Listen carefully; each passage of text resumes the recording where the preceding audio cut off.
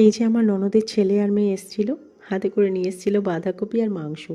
যাক, মাংসের স্বাদ তো আমার বর ভুলে গেছে, কিন্তু সেই বাঁধাকপির স্বাদ না আমার বর এখনও ভুলতে পারছে না। সেই দিন থেকে আজ পর্যন্ত প্রায় 100 বারের উপর আমার হাজব্যান্ড বলে যাচ্ছে, পূজা দারুণ বাঁধাকপিটা রান্না করেছে, তাই না? এই শুনে শুনে না আমার এক প্রকার একটু রাগই হচ্ছে। কেন বলো তো?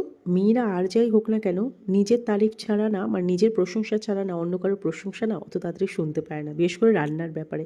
তাই আমারও না রাগ ধরছে। আমি ভাবলাম ঠিক আছে চলো, আমি আমার মতো করে তোমাকে বাঁধাকপি রান্না করে খাওয়াচ্ছি, কারণ আমিও সুন্দর রান্না করতে পারি। তাই বরকে বললাম যাও বাজার থেকে বাঁধাকপি নিয়ে এসো।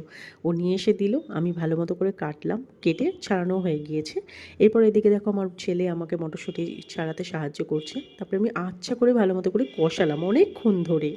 এই দেখো কত সুন্দর বেশ বাঁধাকপি দেখতে লাগছে না? বেশ পুরো নিরামিষ এটা, ঠিক আছে। আমি আমার জাদু দেওয়ার চেষ্টা করেছি, ঠিক আছে। মোটামুটি আমি সব রান্নাতেই আমি আমার জাদু দেওয়ার চেষ্টা করি। তো তারপরে বাদবাকি হচ্ছে খেয়ে বলা, মানে বোঝা যাবে যে কিরকম ভালো হয়েছে। খুবই সুন্দর, গন্ধটা তো খুব সুন্দর বেরিয়েছে।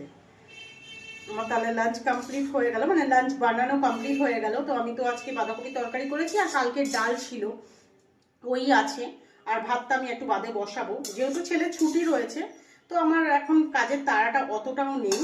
তো হয়ে গেল এইটুকুনি কাজ আমার কমপ্লিট। সিরিয়াসলি বলছি, মানে এত সুন্দর ঘি গরম মশলার গন্ধ। নিরামিষ রান্নাতে না ঘি গরম মশলার গন্ধটাই না অতুলনীয় হয়, তাই না? খুব ভালো লাগে বেশ। দেখো দেখো, দেখে তো মনে হচ্ছে না, মানে খুবই সুন্দর লাগছে, মানে লোভনীয় একদম। জানি না কিরকম হয়েছে, বাট ভালো হয়েছে আশা করি। অ্যাকচুয়ালি যখন আমার বিয়ে হয়েছে, আমি একদমই মানে রান্নাবান্না তো আমি এক গ্লাস জল তুলেও খেতাম না। আস্তে আস্তে আস্তে আস্তে কি করে যে মানে একটা পাকা গৃহিণী হয়ে গেলাম নিজেও জানি না।